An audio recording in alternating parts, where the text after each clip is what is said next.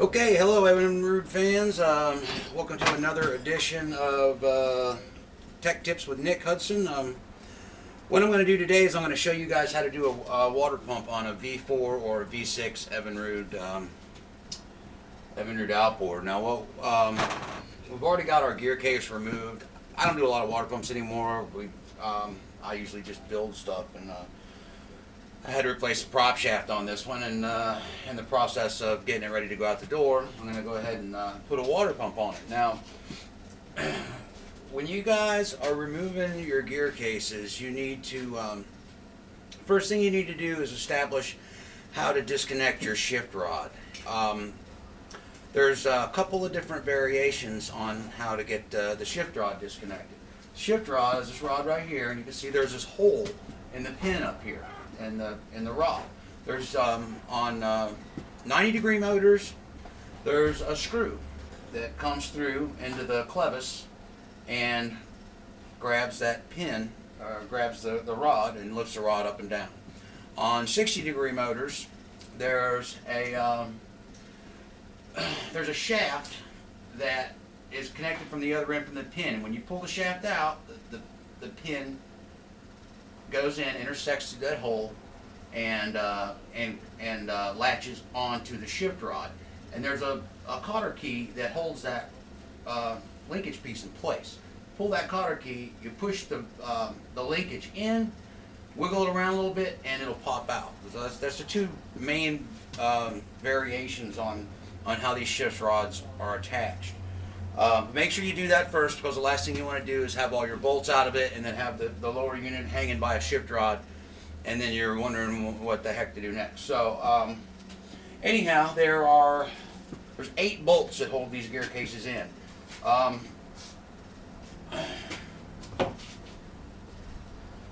One that goes up in here, that's a 7/16 bolt with a 5/8 head, and then there's another 3/8 bolt that goes up in here with a 9/16 head. You have to remove the trim tab, the steering trim tab, in order to access this bolt. So remove that steering trim tab, remove this bolt, then remove this bolt. Then you're going to have 6 3/8 bolts with a 9/16 head, or excuse me, 4 with a 9/16 head. 1, 2, 3, 4. That's it. Pull those out, and your gear case should drop right out. If you've got your shift rod disconnected. If your gear case doesn't drop right out, you might have problems with your crankshaft and your drive shaft seizing together. In that case, you're in a world of hurt if you can't get it out of there. But you know, there's ways of doing it. Okay, so I have already sanded all these surfaces down. I've prepped them up real good. We take our sanding block with 80 grit paper and really clean this off really well. Another thing we do is we take a tap.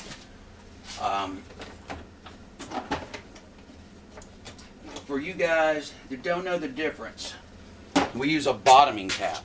This is a bottoming tap. You can see the way it comes up, and it just comes to an abrupt end. It's very blunt on the end. This is a taper tap. This is for cutting threads. This is this is like if you drill a hole and you want to thread the hole, you use a taper tap, and you see how it's pointed on the end and it's tapered up. Obviously, that's why it's called a taper tap. That one's for cutting threads. This one is for either bottoming a hole out or cleaning inside of your actual of your screw hole, your threaded screw hole. Cleans the screw the threads out, gets all the salt out of there. If you do that every time you disassemble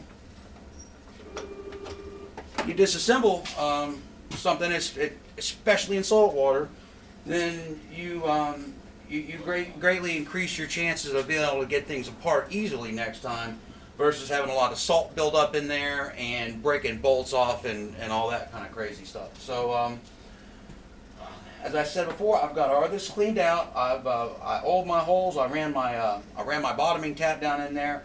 Took my air compressor. I blew all the gunk that's down in there out. I like to oil the hole up just so the tap goes down in there nice, but also that oil grabs a hold of all those particles, and you're gonna make sure that you turn it opposite direction and blow it away from you, because if you're standing right here and you blow it right down, it's gonna come right back in your eyes and you're gonna have a bad time. So anyhow, I've already got my water pump kit totally unboxed here. The Johnson Evinrude water pump kit comes with everything you're going to need to do your water pump job and more. This is the kit number 1590 or 1595, 5001595. This kit covers from a 20-inch motor to a 30-inch motor, V-4 or V-6. It doesn't cover, like, say, the newer E-Tech 300 horsepower or the 250 HO. The 3.4 liter blocks have a different kit, a newer kit, and there's a couple of small variations in it. But one of them is that the feed tube from it is larger to accept the tube in the midsection, because it's larger. It takes a larger volume of water for that particular engine. So make sure that if you've got a 300 horse E-Tech or a 250 HO, that you're purchasing the right kit, and make sure that because these kits are so common. I mean, from the early 80s, they used this same kit all the way until now. And so if you tell your parts guy that you need a kit for a V6 Evinrude, be specific that it's a 3.4 liter, it's a 250 HO or a 300, because it's a different kit, and it will not work, and your motor will overheat, and gonna have a bad time. So, okay, when we start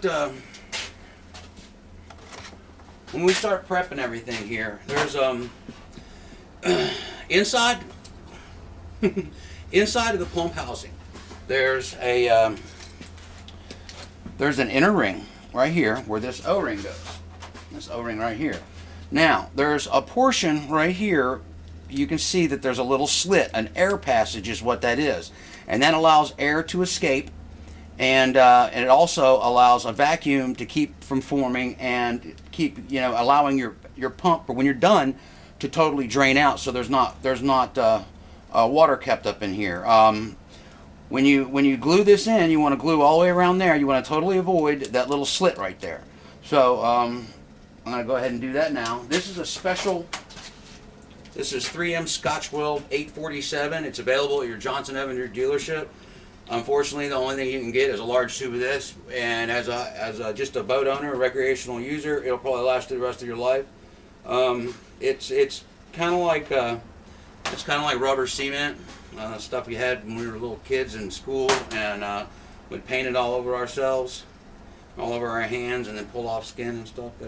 It's like that stuff. It's got the consistency of that. Now you can see I've got my seal, my O-ring in there, and I made sure that in this portion right there that I did not get any of the adhesive, so that can breathe through that portion right there. On a few different models, they call for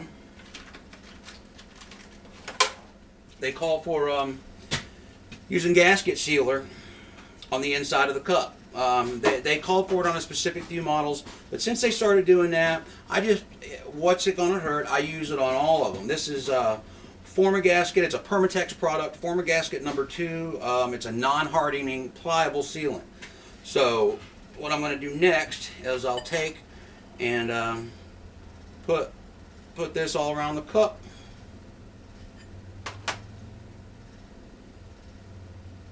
Smear it around the cup. And basically this will hold your cup in place. It keeps it from vibrating in there. And I guess they had problems with the cup wanting to move with the impeller and on a few different particular engines, and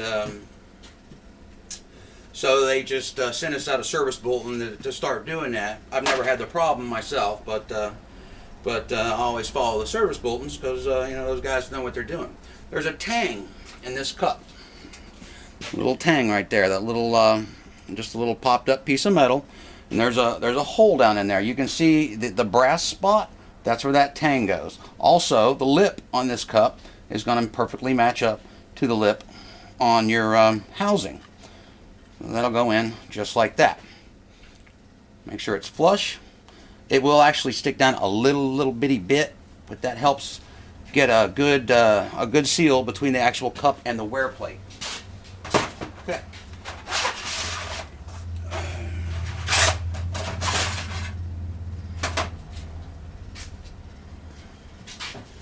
Alright, when you get the water pump kit, you get a new wear plate with it. You get a new cup, you get a new housing, you get the gaskets and everything else.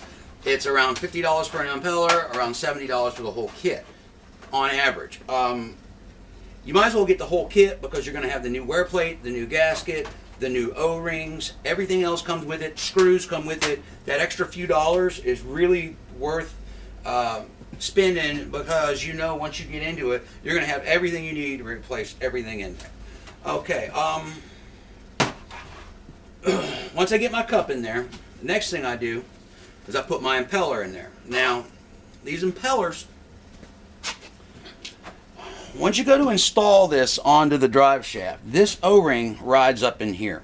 Okay, so and you can also see that your key goes in this portion. If you turn this impeller this way, you can see that you cannot access that recess portion for your key, and well, this might go in there, but it doesn't fit in there flush. But so you know what the bottom of your impeller is. This is the bottom. It's going to slide down over your drive shaft, and the key is going to go in that hole. So make sure you get your impeller in the proper direction. So this is the bottom of our housing, bottom of our impeller. Next thing I do, I put a little outboard lubricant or grease. You can use whatever you want in here. Some kind of lubricant. Lubricate the cup. Once you get your cup lubricated, and this is the tricky part. It's gonna maybe look easy, but it's a little harder than it looks. All of these, except for you've got a couple of motors in the 80s, I think 87, 88, that a counter-rotating motor. The motor actually, it's not just the gear case that counter-rotates, it's the actual engine itself that counter-rotates. So if you're working on a 87, 88 cross flow, something like that, you need to make sure that your motor's not turning the opposite direction. Other than that, any other motor, they're all going to turn clockwise. So, seeing how this is upside down, it's going to turn clockwise. When we turn it like this, we install our impeller from this point down counterclockwise, like this. Okay, that's what it looks like. Now you got your impeller down in there. What I like to do is I like to line up the part where my key is going to go with one of the holes that hold the water pump housing down. That way I know when I'm sliding this down over the drive shaft that my keyhole is going to be lined up with this screw. You can see that's where the key is going to go. I got it perfectly aligned with this bolt hole.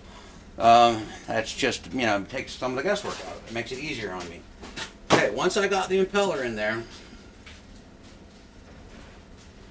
then I take some more of the rubber cement type adhesive, go all the way around the cup, on the housing. Always cap this stuff off as soon as you're done with it because it just seems to like to come out all over the place all the time. This gasket, this little O-ring here, is made one direction, and you will see the little notch in it and how it's oriented into the housing. Okay, once you get that in there, you might have to hold it in place for a second, allow the adhesive to begin to cure. It only takes a second. This stuff's very quick drying. Okay, now that we've got that done, this thing's ready to go down onto here. So, we've got our gasket, we've got our wear plate, we've got a really high quality, this is a former gasket, it's aviation grade sealant. The Johnson Evinrude stuff works great. We just particularly we care for this a little bit more. It's got a little bit. It's a little more. It's a little thicker. It doesn't run as much. That's one of the reasons I like it more. Okay, we're gonna put our gasket sealer down.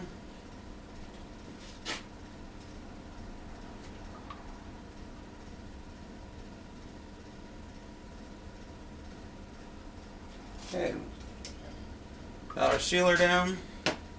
We're going to take our gasket. Now this gasket only goes on there one way. You might want to look at how it all goes together before you gum it up with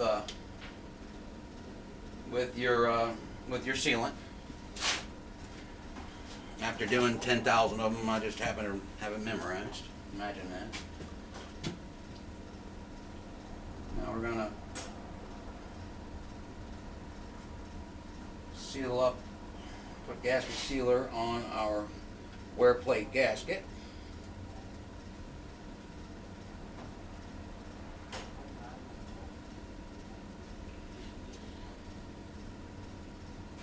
Okay, got that handled.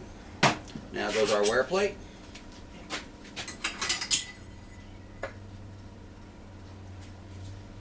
Got that handled. Now we're going to take a little bit of grease, which I've always got grease right here somewhere.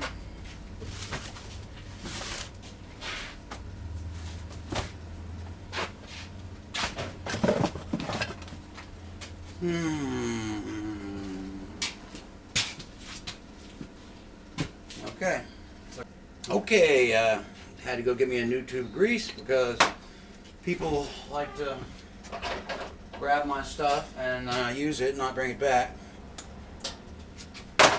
quite frequently.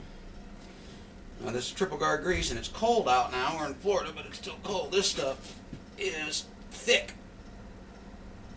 So, got my grease ready to go. Our ring that goes into the bottom of the impeller, I'm going to put it on next. That ring into place.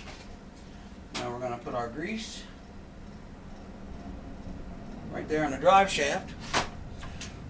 Take a look at your pump and see how the pump's oriented, and see how the key needs to go onto your drive shaft.